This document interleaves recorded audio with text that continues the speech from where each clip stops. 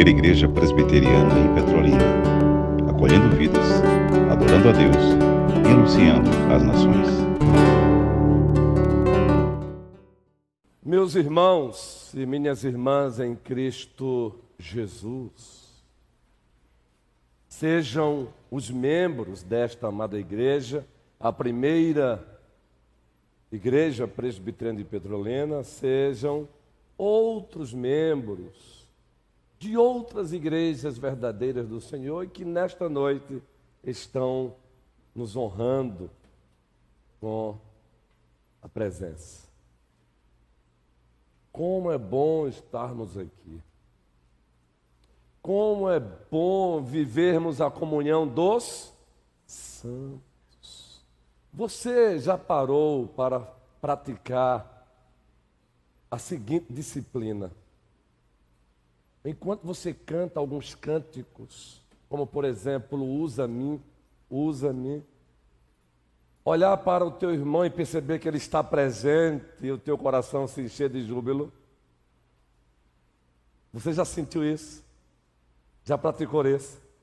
Você olha para o outro lado e percebe, oh, que bom, João e Luciana estão aqui.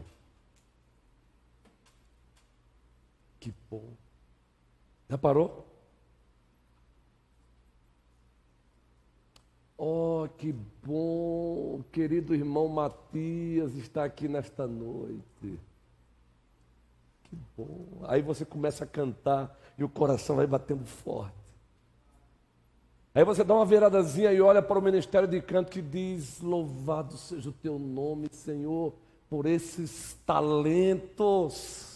Preserva-os. Aí você começa a orar por eles, preserva-os.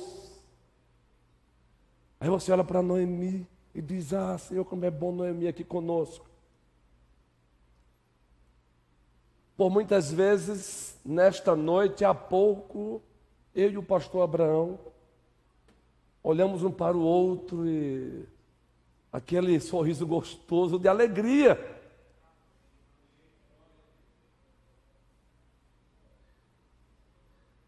Oh, Senhor, o Júnior está aqui. Yes! Que é isso, pastor? Que é isso não?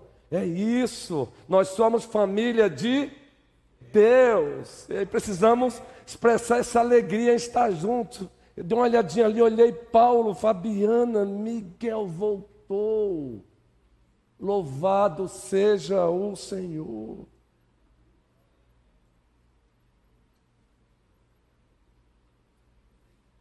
Meus irmãos e minhas irmãs, o sermão desta noite, mais uma vez, é um sermão temático, /textual. Abra sua Bíblia no Evangelho de Deus, segundo o apóstolo João, capítulo 4.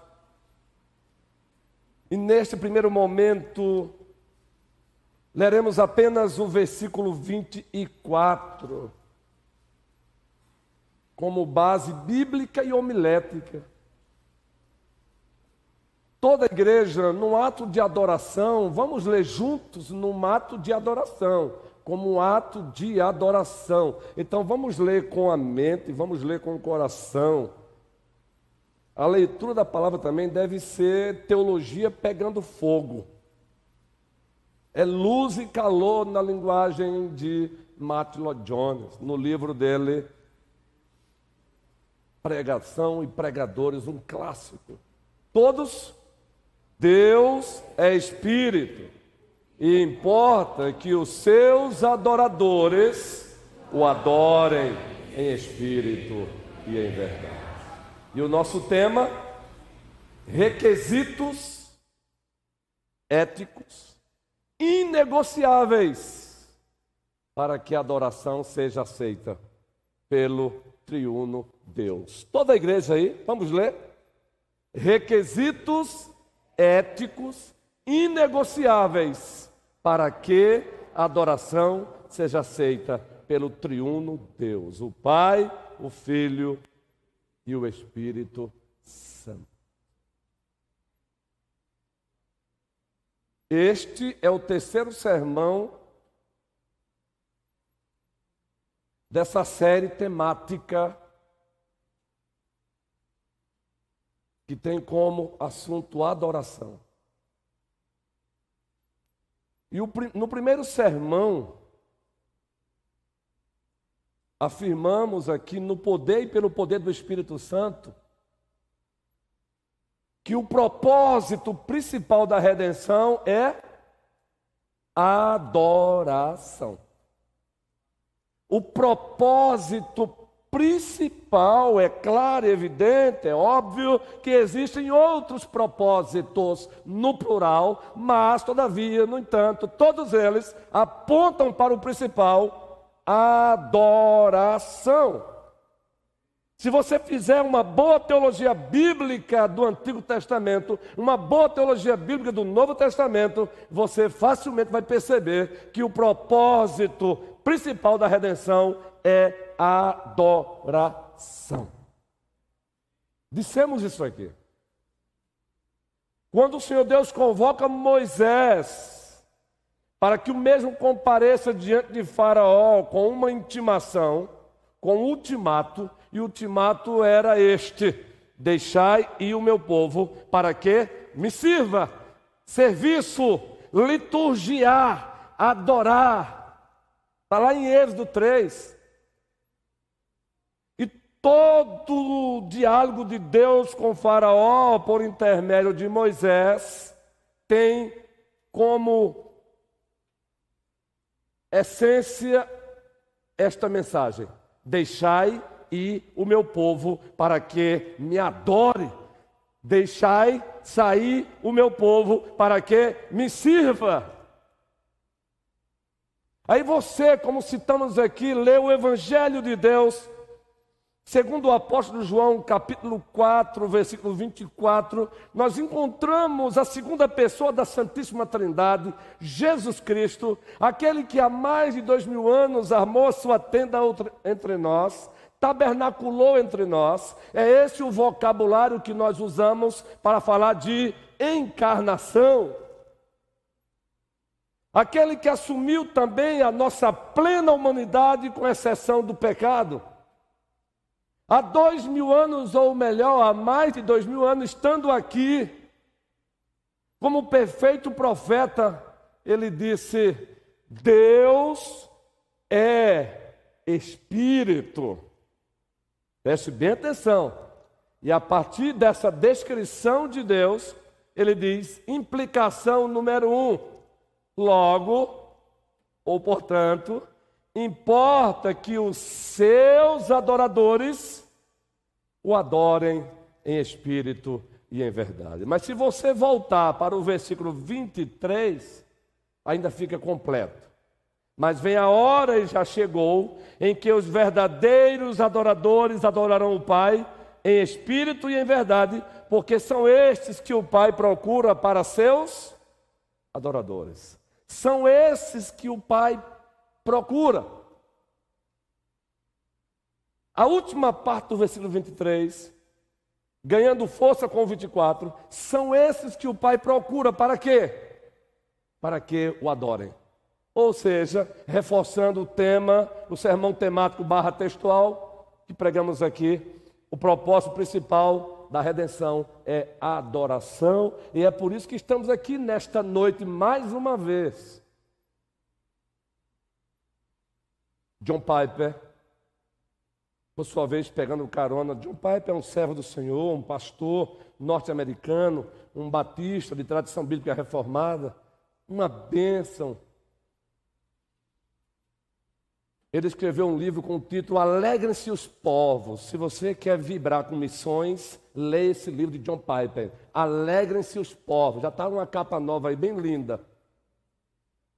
E você vai encontrar com frequência John Piper fazendo uma paráfrase da sua fala, dizendo isto aqui: a adoração é o combustível e o fim principal das missões.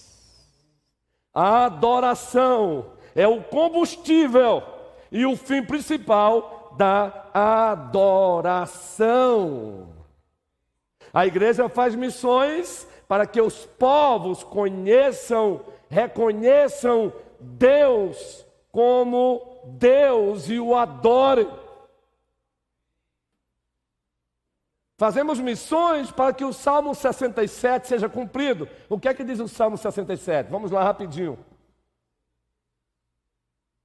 Salmo 67. Lindo salmo. Esse salmo é missiológico. Você quer um salmo para citar? Está aí. Toda a igreja, todos juntos. Seja Deus gracioso para conosco, que nos abençoe e faça resplandecer sobre nós o rosto. Para que se conheça missões na terra, o teu caminho, e em todas as nações, o que? Grife aí, a tua salvação. E acontecendo isso, qual vai ser o resultado disso aí? Louvem-te os povos, ó Deus. Louvem-te os povos todos. E o salmista continua salmodiando, adorando. Alegrem-se e exultem quem? A gente. Pois julgas os povos com equidade e guias na terra quem mais? As nações. Novamente, refrão: louvem-te os povos, ó Deus, louvem-te os povos todos. A terra deu o seu fruto e Deus, o nosso Deus, nos abençoa. Abençoe-nos, Deus. Propósito: e todos os confins da terra te temerão. E o texto: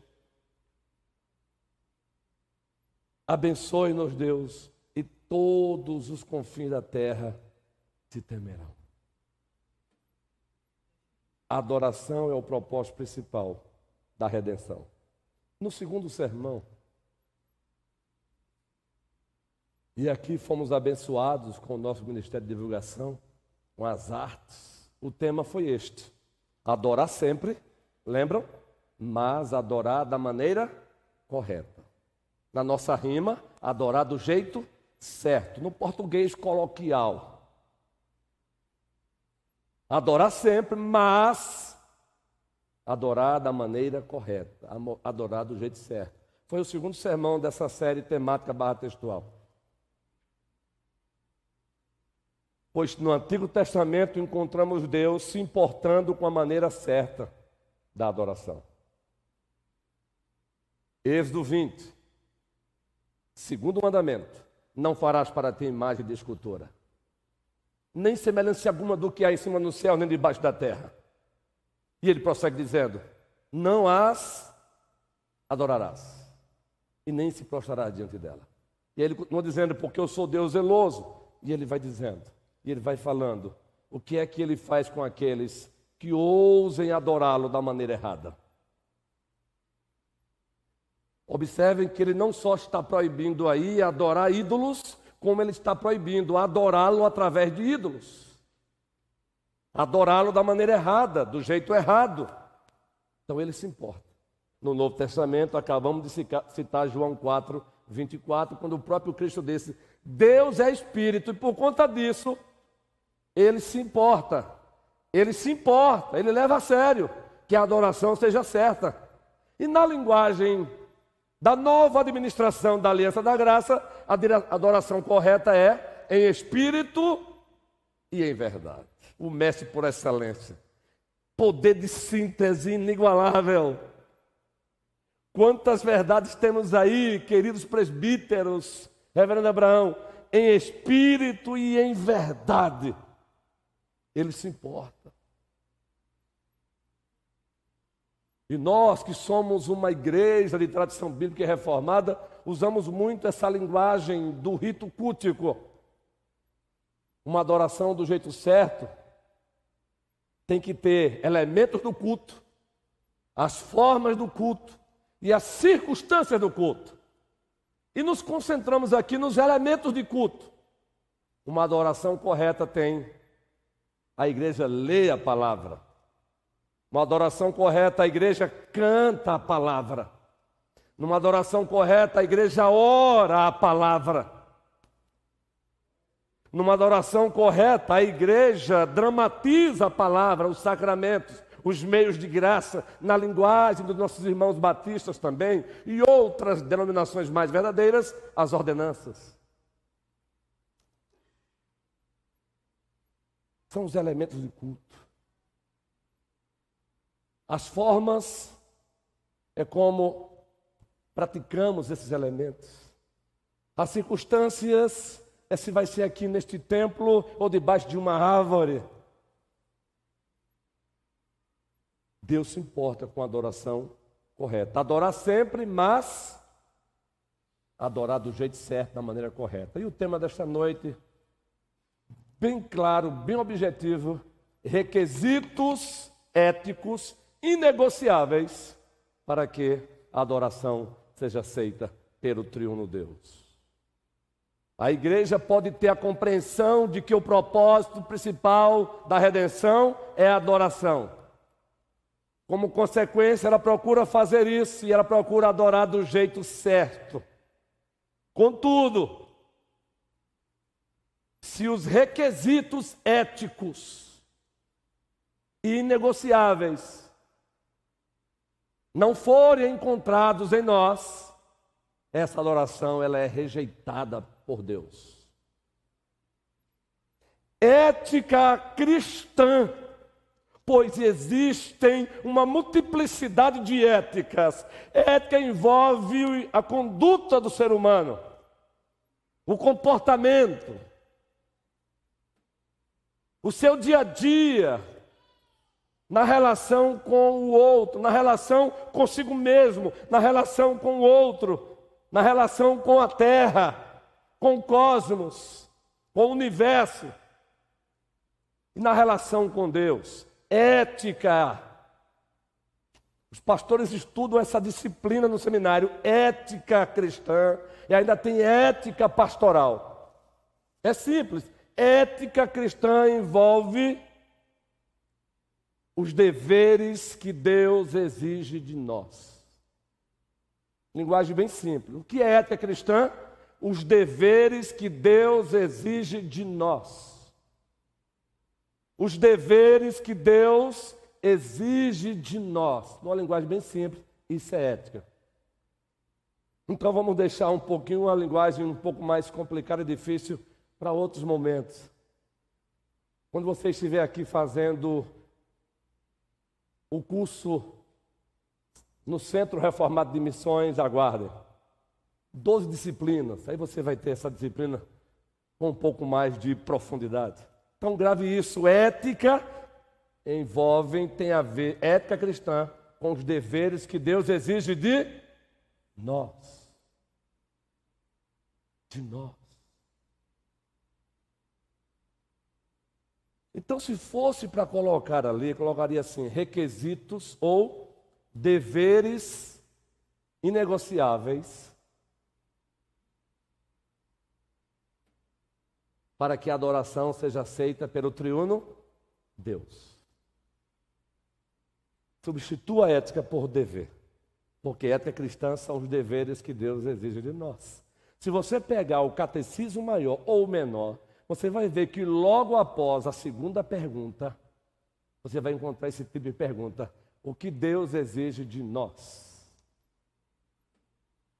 Uma parte do catecismo é o que nós devemos crer sobre Deus. Uma outra parte é o que Deus exige de nós. Na linguagem dos jovens, é massa.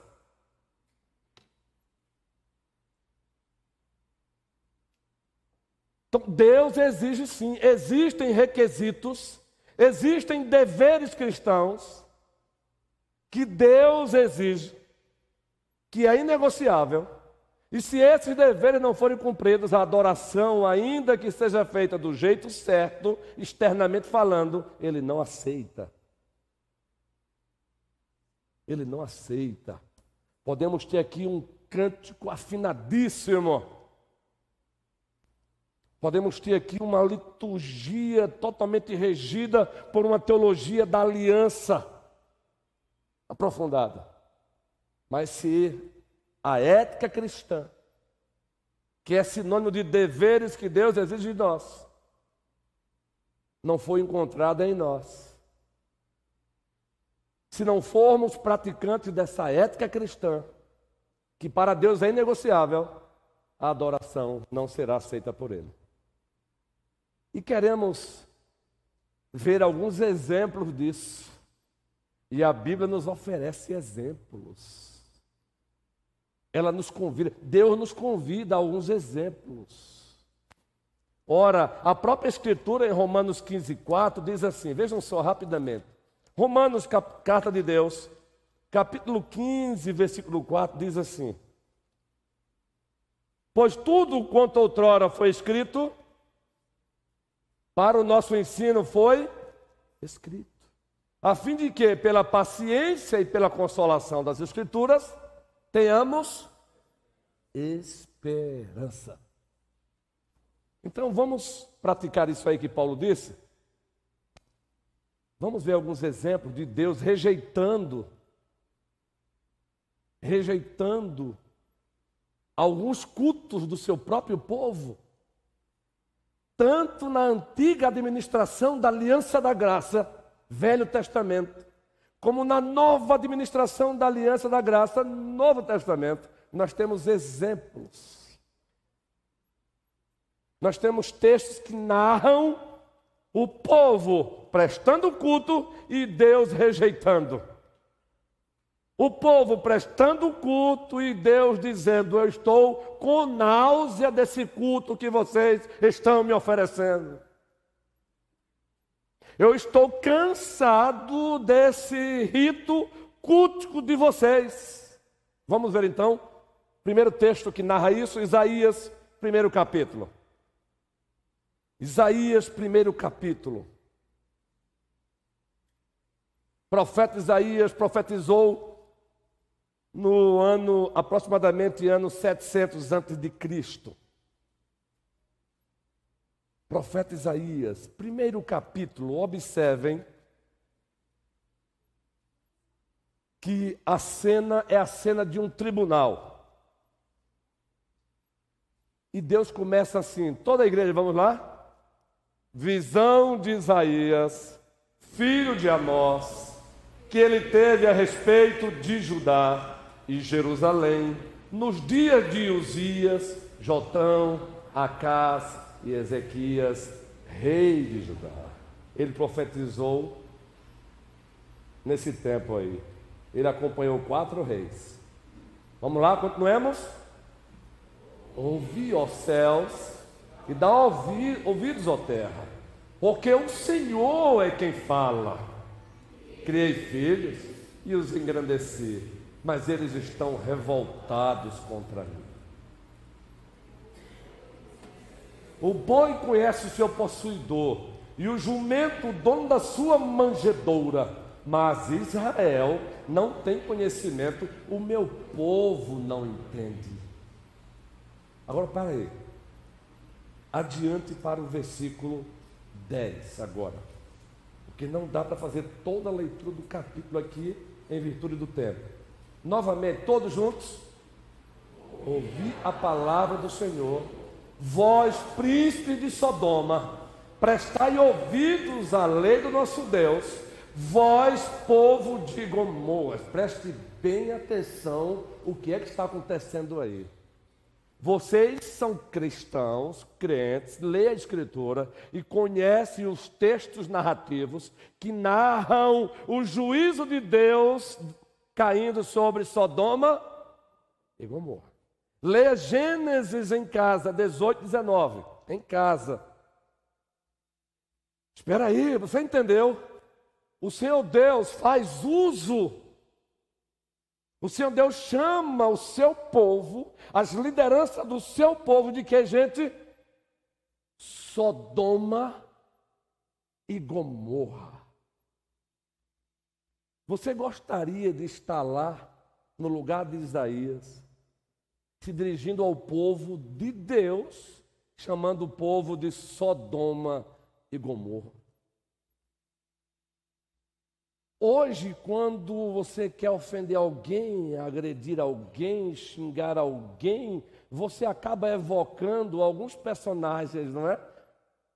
Conhecidos nacionalmente, não é assim? Deus chama o seu povo de Sodoma e de Gomorra, gente de Deus. Não param para pensar isso? Ele já está aí censurando o povo, ao identificar o seu próprio povo, ao fazer uma semelhança de Sodoma e Gomorra com o seu povo, isso é ofensivo. E quem está fazendo isso é Deus. Nós estamos hoje no século 21, então nós não percebemos, estamos num abismo cronológico, estamos num abismo cultural, um abismo sociológico, então não percebemos hoje o peso disso. Agora, para o profeta,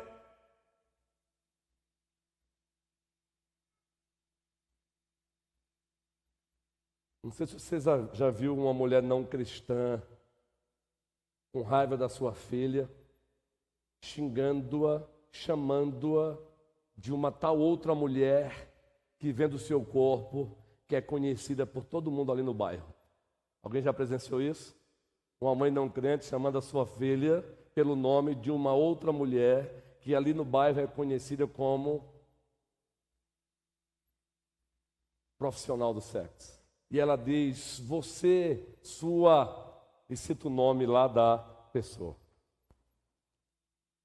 Claro que Deus aqui tem motivação santa, é só para você entender. Sodoma e Gomorra. É forte, não, gente? O povo dele. Agora entenda. Foi cantado, foi lido hoje, foi cantado. Quem ama, disciplina, está lá em Hebreus. Quem ama, repreende. Agora, olha, veja o resultado disso aqui. Versículo 11. De que me serve a mim a multidão de vossos sacrifícios, diz o Senhor. Aqui é culto, é rito cultico. Agora preste bem atenção. É um rito cultico que Ele mesmo, Deus, tinha estabelecido. Entendam, aí você percebe, ora, Deus está aqui com contradição, observem. De que me serve a minha multidão de vossos sacrifícios? Ora, foi o próprio Deus que estabeleceu. Leia Levítico 23. Diz o Senhor, estou farto de holocaustos, de carneiros e da gordura de animais cevados, e não me agrado do sangue de novilhos, nem de cordeiro, nem de bodes. Ora, foi Ele mesmo que exigiu. Para tipificar o Evangelho, prefigurar o Evangelho no Velho Testamento, na antiga administração da Aliança da Graça, ele era pregado, proclamado através de figuras, símiles, tipos. Lugares apontavam para Cristo, o tabernáculo apontava para Cristo, o tabernáculo aponta para Cristo. Os dois bodes, o cordeiro. E agora Deus dizendo para o povo, olha, eu estou cansado disso aí. Como assim? Se lá em Levítico 23, Ele mesmo exigiu isso. Para ensinar o povo a esperar o Salvador. Tudo isso apontava para o Cordeiro de Deus que tira o pecado do mundo. E como Ele diz agora para o próprio povo, eu estou cansado disso. Está aqui a razão. Vamos ver então. Vamos adiantar o texto. O 12 ainda. Quando vides comparecer perante mim, quem vos requereu só pisar, disse os meus atos? Não continueis atrás de ofertas vãs. Agora observem, ofertas vãs. Eis aqui o problema. O incenso é para mim abominação, e também as festas da lua nova, os sábados, a convocação das congregações. Não posso suportar. Aqui é a razão, eis aqui a razão. Por que ele está rejeitando o culto do povo? O que é que diz aí o versículo 13? Não posso suportar a iniquidade associada ao ajuntamento solene. O nosso Deus não faz parte do panteão grego. Ele não é um Deus do panteão grego. Os deuses do panteão grego, eles não estavam nem aí para a sua vida. Segundo os criadores desse panteão. É só ler um livro de mitologia grega. Os deuses queriam apenas ser saciados. Eles queriam apenas que eles fossem adulados. Quanto ao seu viver diário, o problema é teu. E é isso que a igreja de Deus, da antiga administração, da Aliança da Graça, está fazendo. Tratando Deus como fosse um Deus pagão. como se fosse Baal.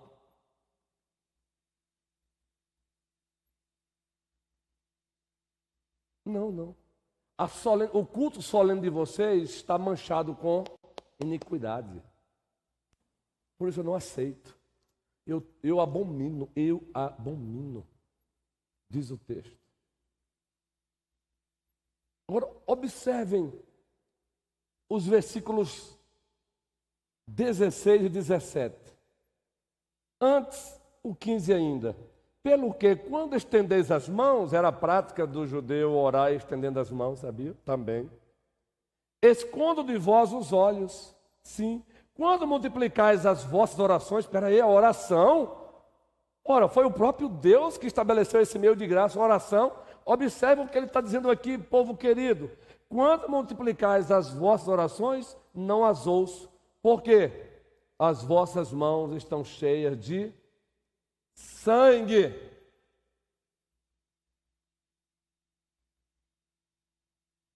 Sangue, sinônimo de, em todas as dimensões,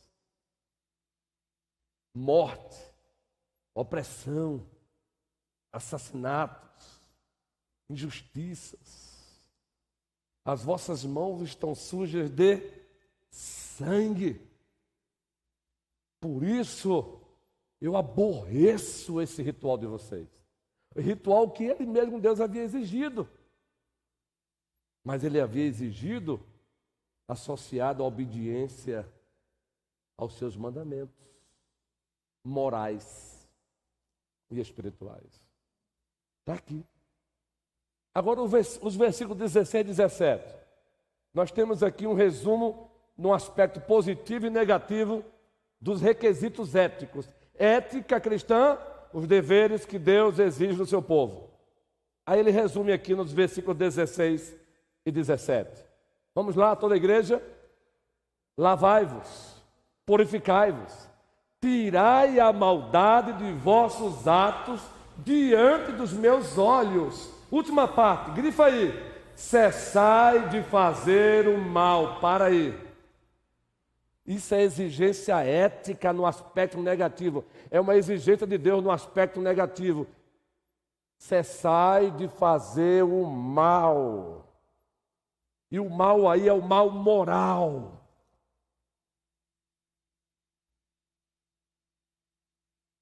Na Escritura Sagrada, em teologia bíblica da aliança, existe o mal físico e o mal moral. O mal físico, muitas vezes, é o próprio Deus quem faz como manifestação de justiça. Mas o mal moral, jamais. Ele está dizendo aí, parem de praticar o mal. E o mal aí é o mal moral. É claro que esse mal moral praticado pelo povo, ele desemboca no mal físico na vida do outro. Agora o aspecto positivo da ética, deveres que Deus exige de nós. Versículo 17, vamos lá? Aprendei o que, gente? Atendei a, repreendei ao opressor, defendei o direito e pleiteai a causa das viúvas.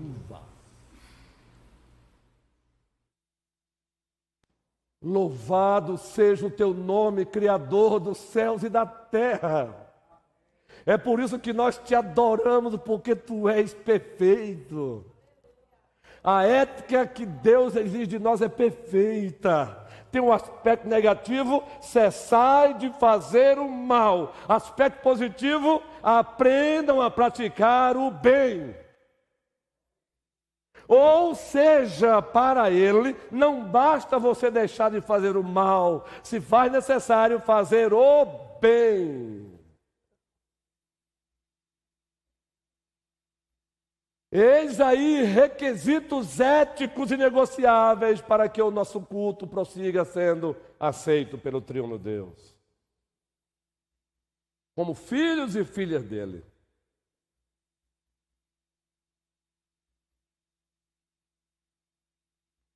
Entendeu?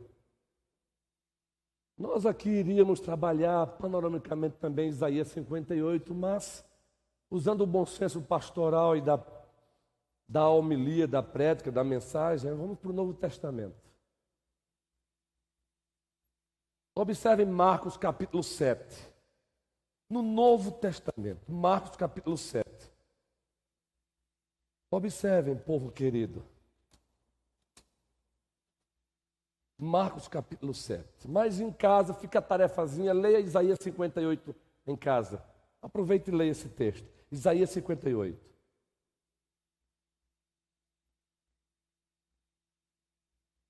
Observe aí.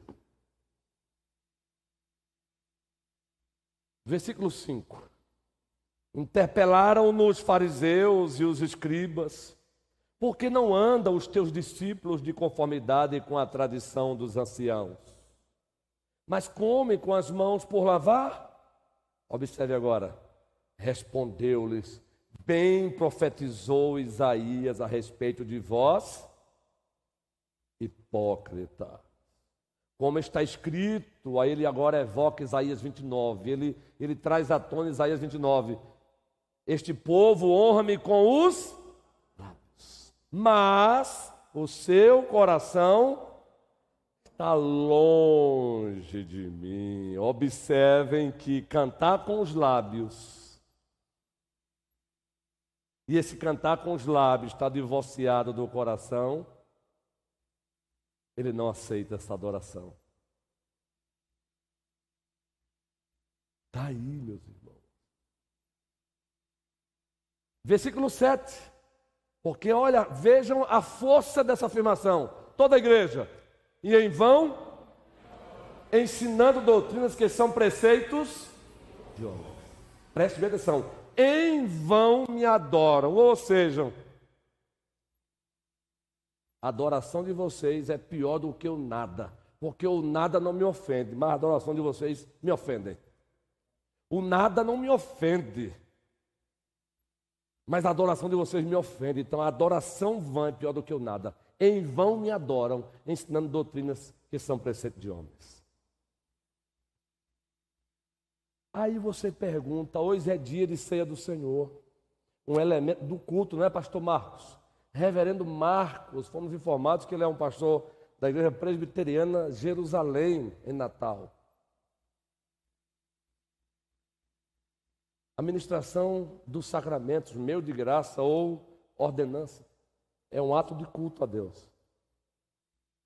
Vocês, porventura, lembram de alguma carta na qual você encontra Deus usando o apóstolo Paulo para censurar o povo?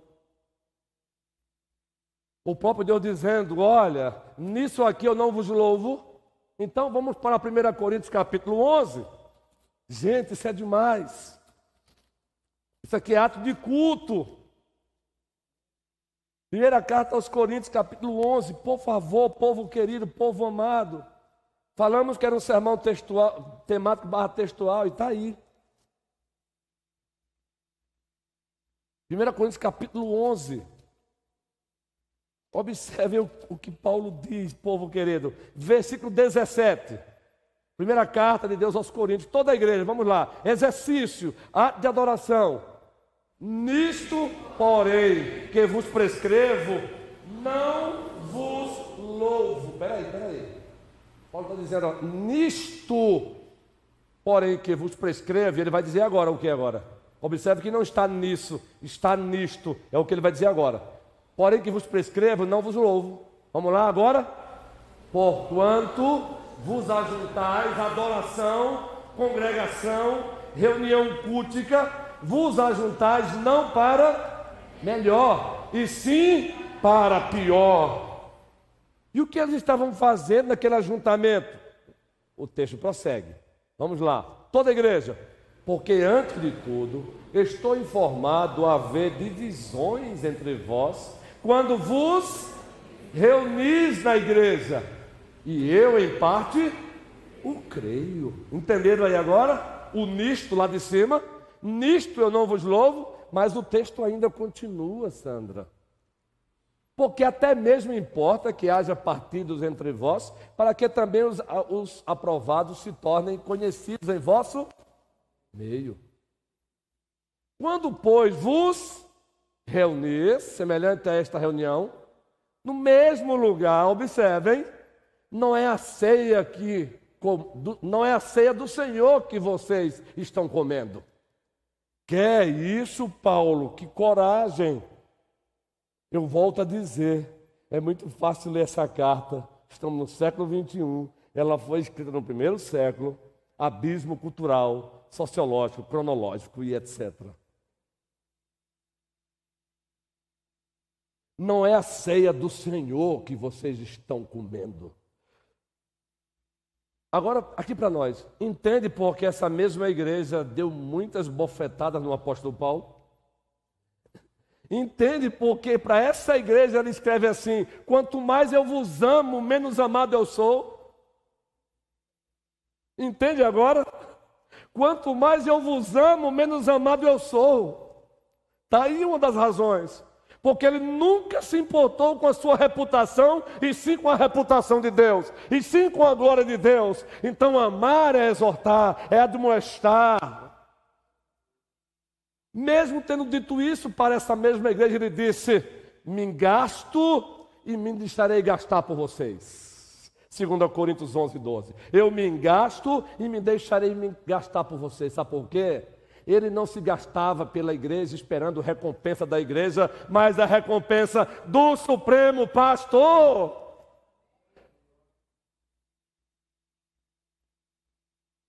Pedro 5, Pedro diz: quando o Supremo Pastor se manifestar, se dirige aos bispos, aos presbíteros, vocês receberão dele a recompensa. Aleluia!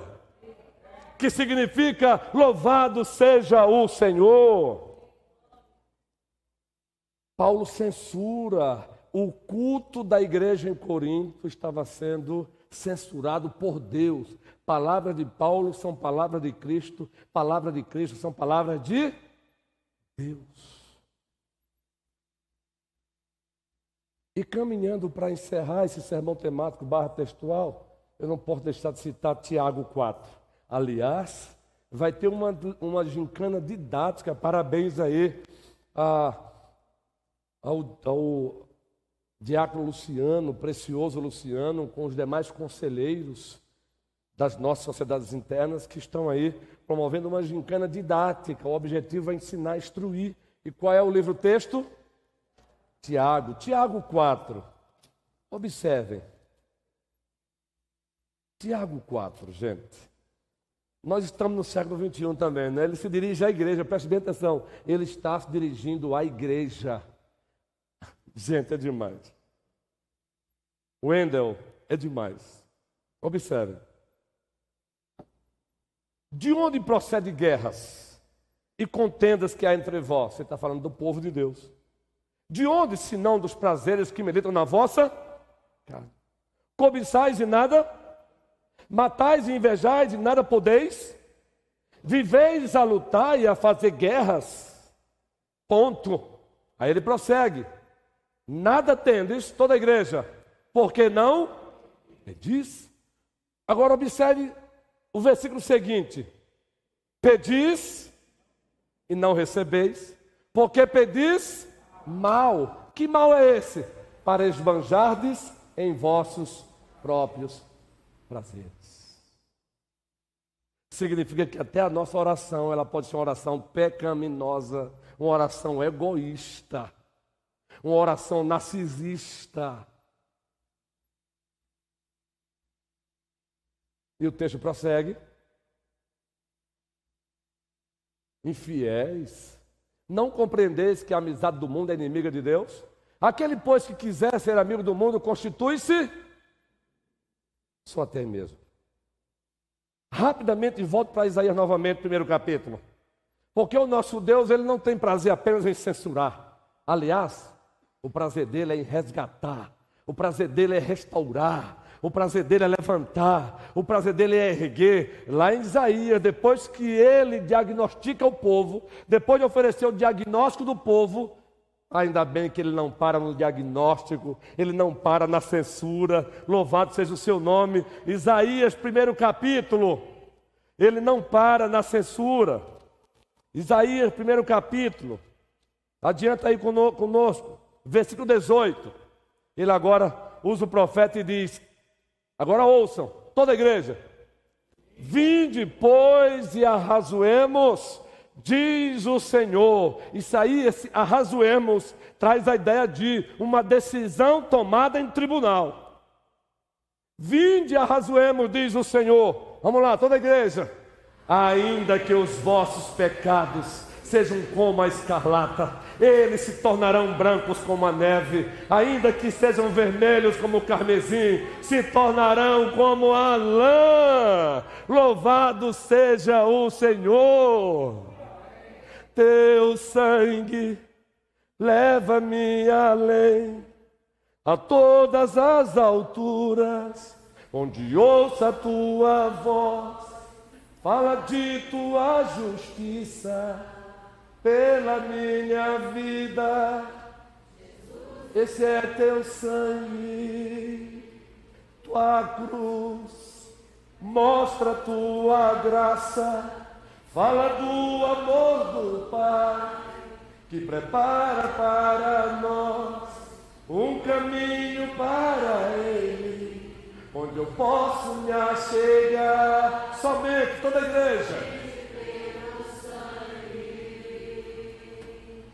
Que nos lava, vamos lá, o coral, os pecados, que nos restauração, bem forte, nada além do sangue, nada além do sangue de Jesus.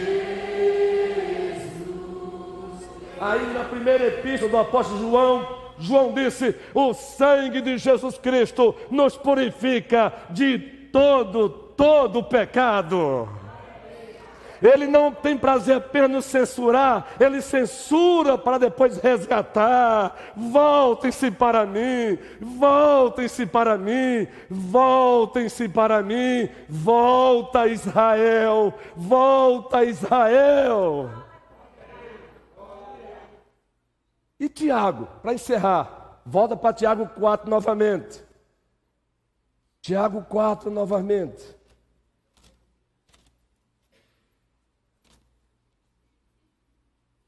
Ele diagnosticou o problema do povo, Tiago 4, né? Ele ficou apenas no diagnóstico? Não. Observe agora o versículo 7. Toda a igreja, vamos lá? Sujeitai-vos, portanto, a Deus,